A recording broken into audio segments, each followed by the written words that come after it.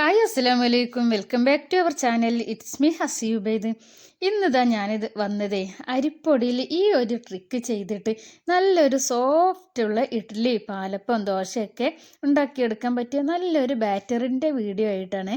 വളരെ എളുപ്പത്തിൽ ഉണ്ടാക്കിയെടുക്കാൻ പറ്റിയ ഈ ഒരു ബാറ്റർ എല്ലാവർക്കും ഇഷ്ടപ്പെടും.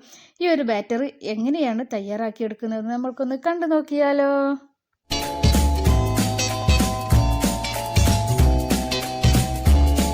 അതിനിതാ നല്ല സോഫ്റ്റുള്ള ഇഡ്ഡലി, ദോശയൊക്കെ തയ്യാറാക്കിയെടുക്കാൻ പറ്റിയ ബാറ്റർ തയ്യാറാക്കിയെടുക്കാൻ ഞാൻ 2 ഗ്ലാസ് അരിപ്പൊടിയാണ് എടുക്കുന്നത്. അതിലേക്ക് ഞാൻ ഈ ഒരു സൂത്രം കൂടി ചേർക്കുന്നുണ്ട്. അതുകൂടി ചേർത്തിട്ടാണ് നമ്മളിത് ഈ ഒരു ബാറ്റർ തയ്യാറാക്കിയെടുക്കുന്നത്.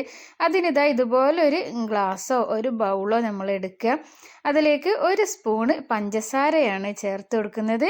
പിന്നെ നമ്മൾക്ക് അതിലേക്ക് 1 സ്പൂണ് വിനെഗർ കൂടി ചേർത്ത് കൊടുത്തിട്ട് നല്ല പോലെ ഒന്ന് മിക്സ് ചെയ്യുക. നല്ലപോലെ നമ്മൾ ബാറ്റർ തയ്യാറാക്കുന്നതിന് 2 മണിക്കൂർ മുന്നേ ഇത് റെഡിയാക്കി വെക്കണം. എന്നിട്ട് 2 മണിക്കൂർ കഴിഞ്ഞിട്ട് വേണം നമ്മളിത് ഈ ബാറ്റർ തയ്യാറാക്കുമ്പോൾ ഇത് ഒഴിച്ചു കൊടുക്കാൻ. നല്ലപോലെ തന്നെ മിക്സ് ചെയ്തിട്ട് നമ്മൾക്കിത് 2 മണിക്കൂർ ഒന്ന് റെസ്റ്റ് ചെയ്യാൻ വേണ്ടി ഒന്ന് മാറ്റി വെക്കാം. ഈ ഒരു ടൈമിൽ പുതിയ ഫ്രണ്ട്സുകൾ ആരെങ്കിലും കാണുന്നുണ്ടെങ്കിൽ ഒന്ന് സബ്സ്ക്രൈബ് ചെയ്തൊന്ന് സപ്പോർട്ട് ചെയ്യണേ. വീഡിയോ ഇഷ്ടമാകുകയാണെങ്കിൽ വീഡിയോക്ക് ഒരു ലൈക്ക് തരാൻ മറക്കല്ലേ. ലൈക്ക് ചെയ്യാൻ മറന്നവരാരെങ്കിലും ഉണ്ടെങ്കിൽ ഇപ്പം തന്നെ ഒന്ന് ലൈക്ക് ചെയ്യണട്ടോ. ഇപ്പോൾ ഇതാ നമ്മൾ നേരത്തെ മാറ്റി വെച്ച പഞ്ചസാരയും വിനാഗിരിയും കൂടി നമ്മൾ മാറ്റി വെച്ചില്ലേ, അതിതാ ഇപ്പം നല്ലൊരു ലായനിയായി കിട്ടിയിട്ടുണ്ട്. ഇപ്പം ഞാൻ 2 ഗ്ലാസ് അരിപ്പൊടിയാണ് എടുത്തിട്ടുള്ളത്.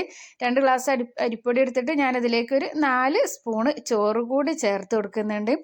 ഇനി നമ്മൾ ഇതിലേക്ക് ചേർത്ത് വെച്ച സൂത്രം ഉണ്ടല്ലോ, ഈ ഒരു മിക്സ് ഇതുകൂടി നമ്മൾക്ക് ചേർത്ത് കൊടുക്കുക. ഇത് പച്ചരി വെച്ചിട്ട് നമ്മൾ ചെയ്യുക. അപ്പോൾ നമ്മൾ മിക്സിയിൽ അരി അരച്ചെടുക്കുമ്പോൾ ഈ ഒരു സൂത്രം ചേർത്ത് കൊടുത്താൽ മതി.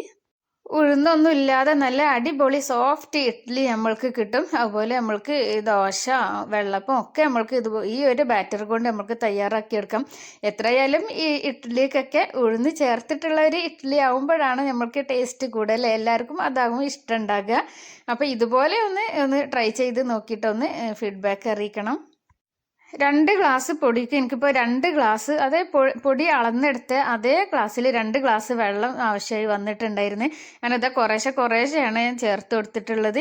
ഇഡ്ഡലിൻ്റെയൊക്കെ ബാറ്ററിൻ്റെ ഒരു തിക്നെസ് നമ്മൾക്ക് അറിയാമല്ലോ, ആ ഒരു തിക്കായിട്ട് വേണം, കൂടുതൽ വെള്ളം ആയി പോകണ്ട. ഇപ്പോൾ അത് ഈ ഒരു പരുവത്തിൽ കിട്ടിയിട്ടുണ്ട്. ഇനി ഇത് മിക്സിൻ്റെ ജാറിലേക്കിട്ട് നമുക്ക് നല്ല പോലെ ഒന്ന് അരച്ചെടുക്കാം. ഇതൊരു 6 മണിക്കൂർ 5 മണിക്കൂർ ഒന്ന് റെസ്റ്റ് ചെയ്യാൻ വെക്കണം. ഓരോ ഭാഗത്തുള്ള ചൂട് പോലെ ഇരിക്കും നമ്മൾക്കിത് മാവ് പൊങ്ങി കിട്ടാൻ. ഇനി ഇതാ മിക്സിൻ്റെ ജാറിലേക്ക് ഇട്ട് ഇത് നല്ല പോലെ ഒന്ന് അരച്ചെടുക്കുന്നുണ്ട്. ആവശ്യത്തിനുള്ള ഉപ്പ് കൂടി ഈ ഒരു ടൈമിൽ ചേർത്ത് കൊടുത്തിട്ട് നമ്മൾക്കിതൊന്ന് അരച്ചെടുക്കാം. അരച്ചെടുത്ത മാവ് നമ്മൾക്ക് ഒരു ബൗളിലേക്ക് ഒഴിച്ചു കൊടുക്കാം. ഇത് കുക്കറിലൊക്കെ അങ്ങനെയാണെങ്കിൽ നമ്മൾക്ക് അടച്ചു വെച്ചാൽ മതി. ഇതുപോലെ നമ്മൾ കൈ വെച്ചിട്ട് തന്നെ നല്ല പോലെ തന്നെ മിക്സ് ചെയ്തെടുക്കണം. അപ്പോഴാണ് നമ്മളെ മാവൊക്കെ നല്ല പോലെ തന്നെ പൊങ്ങി കിട്ടുള്ളൂ.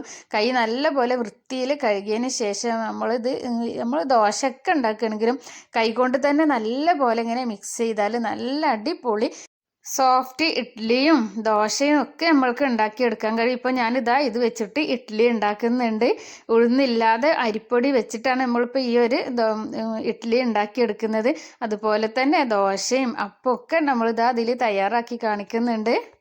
ഈ ഒരു ടൈമിൽ ഇഡ്ഡലി ചെമ്പിൽ വെള്ളം വെച്ചിട്ടുണ്ടായിരുന്ന ആവശ്യത്തിനുള്ള വെള്ളം വെച്ചിട്ട് നല്ലപോലെ തിളച്ച് വന്നതിന് ശേഷം തട്ട് നമ്മൾ വെച്ചിട്ട് എണ്ണയൊക്കെ തടവി കൊടുത്തിട്ട് നല്ലപോലെ എണ്ണ തടവി കൊടുക്കണം. എന്നിട്ട് ഇതാ ബാറ്റർ ഇതിലേക്ക് ഒഴിച്ച് കൊടുക്കുന്നുണ്ട്. പിന്നെ ഒരു 5 മിനിറ്റ് കൊണ്ട് തന്നെ നമ്മളെ ഇഡ്ഡലി റെഡി ആയി കിട്ടും. നല്ല ചൂടാറിയതിന് ശേഷം മാത്രം എടുത്താൽ മതി, ഇല്ലെങ്കിൽ ഒട്ടി പിടിച്ചിട്ടുണ്ടാകും. നല്ല തണുത്തതിന് ശേഷം മാത്രം അതാ നമ്മൾ എടുത്ത് നോക്കിയപ്പം നമ്മളെ നല്ല അടിപൊളി സോഫ്റ്റ് ഇഡ്ഡലി ഇവിടെ റെഡി ആയി കിട്ടിയിട്ടുണ്ട്. മാഷാഅല്ലാ, വീണ്ടും ഉണ്ടാക്കുകയാണെങ്കിലും അതുപോലെ എണ്ണ തടവിയിട്ട് അങ്ങനെ നമ്മൾ അത് ഒഴിച്ചു കൊടുത്താൽ മതി. ഞാനിനി ഇവിടെ ദോശയും അപ്പമൊക്കെ ഒന്ന് ഉണ്ടാക്കി കാണിക്കുന്നുണ്ട്. ഒരു കാര്യം മാത്രം ശ്രദ്ധിച്ചാൽ മതി, നല്ല തണുത്തതിന് ശേഷം മാത്രം നമ്മൾക്ക് അതിൽ നിന്ന് എടുത്താൽ മതി. അപ്പോൾ അത് ഒട്ടിപ്പിടിക്കാതെ നല്ല അടിപൊളി ഇഡ്ഡലി കിട്ടിയിട്ടുണ്ട്. നിങ്ങൾക്ക് കാണുമ്പോൾ തന്നെ മനസ്സിലാകുന്നുണ്ടാവുമല്ലോ അല്ലേ, നല്ല സോഫ്റ്റ് ആയിട്ടുള്ള നല്ല അടിപൊളി ഇഡ്ഡലിയാണ് നമ്മൾക്കിവിടെ കിട്ടിയിട്ടുള്ളത്. ഞാനിതാ ഇനി ഇതിൽ അപ്പം കൂടി ഉണ്ടാക്കുന്നുണ്ട്, വെള്ളപ്പം കൂടി നമ്മളിതാ ഉണ്ടാക്കുന്നുണ്ട്. അപ്പോൾ ഇതാ ഞാൻ മാവ് വെച്ചെടുത്തിട്ട് ഇതുപോലെ ഒരു അപ്പം ഉണ്ടാക്കിയെടുത്തിട്ടുണ്ട്. ഇവിടെ കുറച്ച് ക്രിസ്പി ഉള്ളതായിട്ട് വേണം ഇവിടെ അപ്പം, അതുകൊണ്ട് ഞാനൊന്ന് ക്രിസ്പി ആക്കിയിട്ടാണ് എടുത്തിട്ടുള്ളത്. ഇനി ഇതാ ദോശ കൂടി ചുട്ടെടുക്കുന്നുണ്ട്. ഇതുപോലെ കുറച്ച് മാവ് ഒഴിച്ചിട്ട് ഇതാ ഇങ്ങനെ ചുറ്റിച്ച് കൊടുത്തിട്ട് ഇതാ നല്ല അടിപൊളി സോഫ്റ്റ് സൂപ്പർ അപ്പാണ് കേട്ടോ. ദോശയാണ് നമ്മൾക്ക് ഉണ്ടാക്കിയെടുക്കുന്നത്. ഇതുപോലെ ഒന്ന് അടച്ച് വെച്ചിട്ട് നമ്മൾക്കൊരു 2-3 മിനിറ്റ് കഴിഞ്ഞ് തുറന്ന് നോക്കിയാൽ നമ്മൾ അടിപൊളി അപ്പം ഇവിടെ റെഡി ആയിട്ടുണ്ട്. നല്ല സോഫ്റ്റ് അപ്പമാണ്. അപ്പോൾ എല്ലാവരും ഇതൊന്ന് ട്രൈ ചെയ്ത് നോക്കണേ.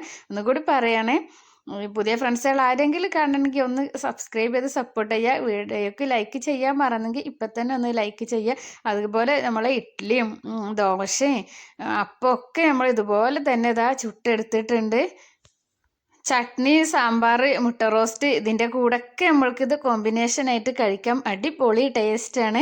അപ്പോൾ ഞാൻ അതൊന്നും ഇതിൽ വീഡിയോയിൽ കാണിച്ചിട്ടില്ല. ഇപ്പോൾ ഇത് കണ്ടില്ല, നമ്മൾ ദോശ വേണമെങ്കിൽ നല്ലപോലെ നല്ല വട്ടത്തിൽ ചുറ്റിച്ചെടുത്തിട്ട് അങ്ങനെ നമ്മൾക്ക് ദോശ തയ്യാറാക്കി എടുക്കാവുന്നതാണ്.